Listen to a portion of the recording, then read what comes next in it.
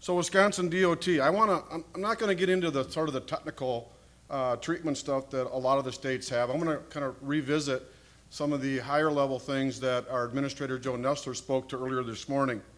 And the first thing I want to talk about in regard to the first question, how has our FHWA performance measure targets affected our approach? Really, it's FHWA has now aligned to what we've been doing for 2 decades. Really what they're doing, we would consider asset management light compared to what we're doing, which is asset management very robust. That's not to be derogatory to FHWA, but it sort of sets the frame of reference that this is not us chasing something new. It's something that we've embraced for a number of years, and it really isn't a challenge for us to adjust to what FHWA is doing. And that's because we have a very robust and data-rich analytical asset management system. And that requires 4 things, 4 components. You have state-of-the-art collection and inventory of pavement distresses. We're now moving to an annual pavement data collection on all our state trunk highways. This has been biannual. When I talk about state-of-the-art, if you saw our van data and how they're collecting that information, it is truly digital state-of-the-art, and the level of accuracy and detail that they can pick up is quite phenomenal. It's predicted propagation of distresses. And the last presentation from South Dakota talked about starting to get to the point about using deterioration curves. We have this built into our algorithm, so when we look at distresses and we look at the functioning of the highway, we're willing to put risk-based propagation of distresses, so we're anticipating where it's going to go. We want to programmatically envision where we want to end up, anticipate that, not react to it when it happens. Thematic controls, the 4th bullet. You have to be able to balance your distresses with your highway function, your available budget, and other competing assets. That's kind of a mouthful. Really, you got to think of like you're operating a machine where you got controls. You dial one heat up, you got to dial something else down. If you dial this over, you got to dial this way. And when you're looking at distresses, not all distresses are treated equal, even if it's the same distress. You think, what did he just say? Not all distresses are treated equal, even if they're the same distress. Well, that depends on what highway function you're on. Is that distress on a low-functioning highway or a high-functioning highway? We have that built into our algorithms. It'll make a decision on the same distress depending on the operational attributes for that highway, and it will make different treatment decisions accordingly. That's part of what we have built into our asset management prediction systems. And finally, the other one, we talk about asset management, we're focusing on pavements, but if all you have is an asset management for pavements, and you don't have asset management for the other things in your system that are competing for the same dollar, you get yourself into a bad situation. I think Illinois mentioned the fact that the federal highways is saying, we're going to force you to have to spend more money on structures versus pavements. So we want to know where we're at. We want to have an asset management for all the things that are chasing the same state trunk highway dollar, so we then can adjust the dial. If we want to know that structures are starting to deteriorate, turn the dial now so we don't get behind the 8 ball too far, and then we have to really mortgage our pavements because we're trying to catch up, or vice versa. So in the end, and the last one is project inception to let family of performance measure. It is imperative that we measure ourselves to manage ourselves, but it's getting more important for us to be able to be transparent and explain ourselves to the legislature, to the public. We've been through in the last couple of years a legislative audit bureau. They doubled down as a legislature and said, we're going to have the DOT hire an inspector general internal to your department to do reviews. And they doubled down again and says that you're going to have to hire a consultant that's never done work with the DOT to inspect how you make choices. I've been around for 5 years at the DOT, and I'm telling the younger folks, this is the way the business is going to go. Having people look at what you do at the legislative level is going to be part of your everyday business. If you don't have an asset management system that can clearly explain where you come from, where you're at, and why you're doing what you're doing next, you're going to be in trouble.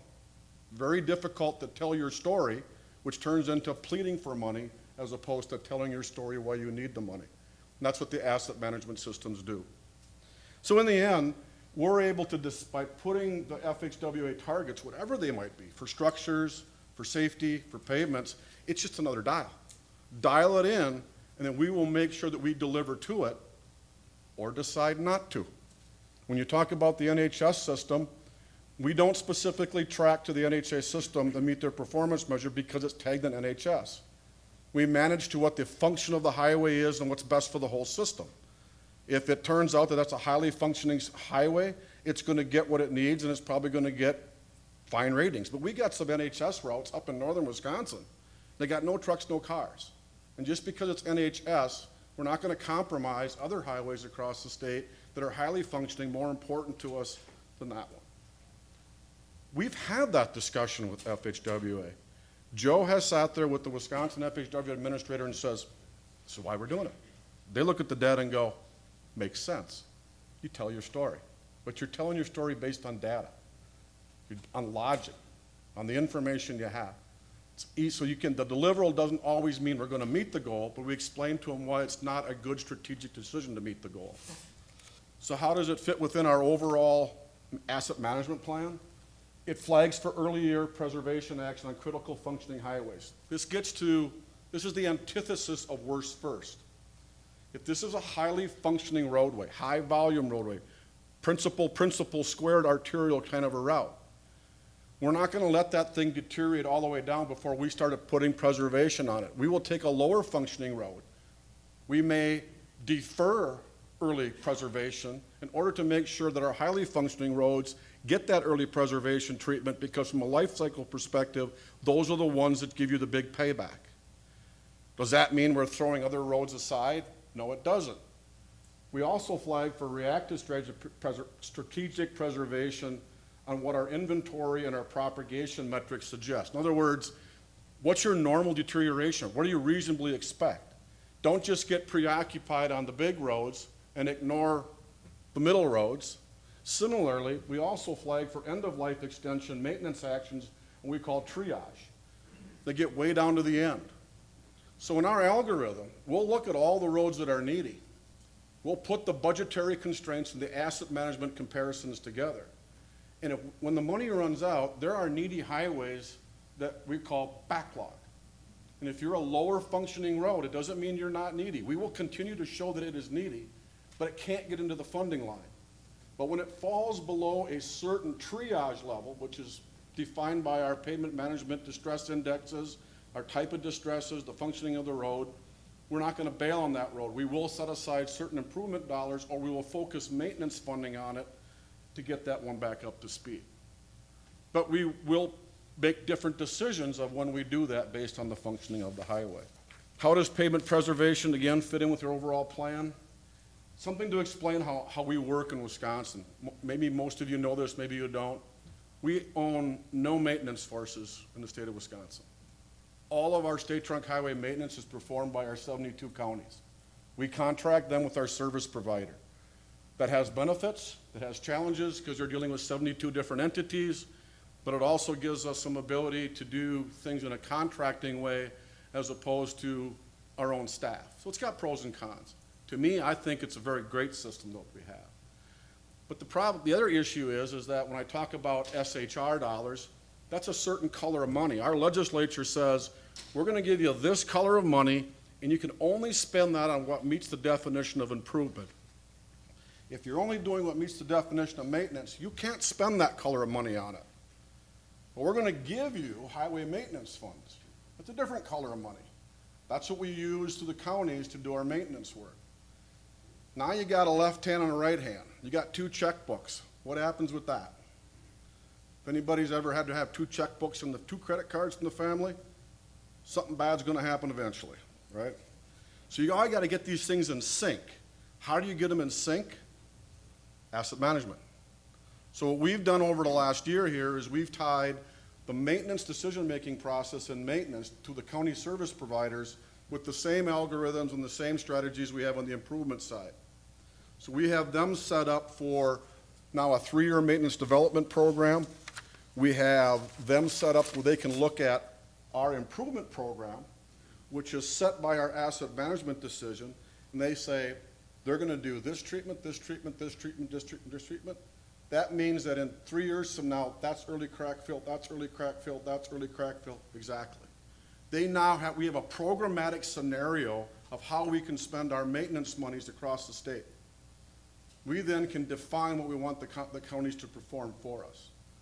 Don't wait for it to happen. Have a programmatic way to predict it, and then set your program up 3 years in advance. We can set this up and determine what our county is going to do for preservation of the pavements.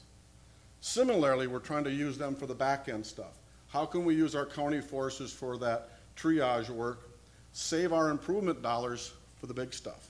Now we're getting a low-cost service provider able to do this stuff with money we already have, focus our big-time let contractors on the big pavement stuff, get more miles on both sides, So what becomes the best practice or a new project? I guess I'll come back to the office that Joe referred to. I'm in a temporary assignment to that position.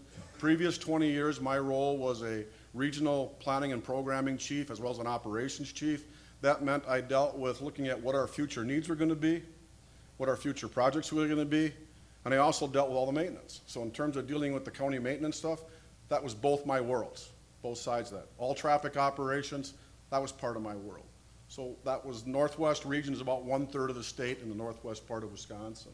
The creation of this thing isn't just a matter of now we got some different people who are going to be looking at the reports. This is really a cultural shift as we're trying to get moving into this performance-based practical design is now being fully embraced in our region. If I had our department, if I had another hour, I have a presentation to give on Thursday, ACEC, Consulting Engineers of Wisconsin. We're going to take a little more depth. We're going to walk them through how much we've changed in the last year, how many chapters in our facilities development manual we have turned over to a performance-based practical design, how we've changed our design standards in order to make sure that we're getting a focus on preservation as opposed to chasing arbitrary standards, needs-based analysis as opposed to standards-based analysis. It's a significant cultural shift that we're undergoing in our organization. And you know what the fun part has been? Is that we've had far more people, the vast majority of people at the staff level, supervisory, chief level said, this is the way we should be going. It's the way we should be going. They've seen the challenges of not enough money, chasing a standard, knowing that they're fixing a wider shoulder over here and they can't deal with the pavements over here. Why am I doing the wider shoulder? Because that's what the standard said. I don't need a wider shoulder, I need new pavement. Nope, they get a wider shoulder. By being able to flip that, it resonates with people. It doesn't just resonate with our staff, it resonates with the legislature, resonates with the public. They get that. And so it's kind of an exciting time. So when the special assignment came around, I kind of took my retirement papers and put them over here and started taking this stuff up. So it's a rejuvenating part of my career. I go back 20 years when we first started putting some of this asset management stuff together. 20 years. 1999, 2000, we've put the first algorithms together, and that's what we've been doing ever since. So it's kind of fun to be here long enough to now to see this stuff take root in a big way, For Wisconsin attendees, Mungyuk Kang, he's in our technical services pavement, and we have a broad brush of people here, not because A, it's in Wisconsin, but B, this is the people who are intricately involved, how this touches all areas of our organization, what I just described. It's not just one unit or sitting up in central office. It's not one person sitting in a regional office. This really has to be a blended effort between design, your technical services central office, your pavement people, your maintenance people. We got Barry Pay, he's the chief of our technical services pavement area. We got Richard Simon, North Central from planning. Doug Wiegand from Northeast, he's maintenance. Jenny Nelson, Northeast programming. Paul Gingrich, Northwest maintenance. Dave DeBlay, Northwest maintenance. Hans Higdon, supervisor, Southeast programming. Michelle Elias, supervisor, Southwest programming. Brian Rice, Southwest maintenance. Chris Ohm, Bureau of Highway maintenance. They deal with all our county contracting, county forces. Pete Kemp, technical services, lead pavement design engineer. Dave Fredericks, I see he's gone. He's the guy that does the black box that Joe referred to. He's doing the bits and the bytes and all the programming behind the scenes. Nick Voss, North Central Maintenance. Tom Nelson, North Central Pavements. Matt Hayes, Northeast Maintenance. Tony Allard, Northeast Pavements. Devin Herrings, Northwest Pavements. Jason Gilling, Southeast Maintenance. John Marachuka, Southwest Maintenance. Sorry if I butchered that name. Tim McCarthy, Southwest Pavements, and Ned Grady, Bureau of Highway Maintenance. That literally is the people we engage with. On any given day, myself and the Office of Asset Management, we're dealing with all of those people pulling this stuff together.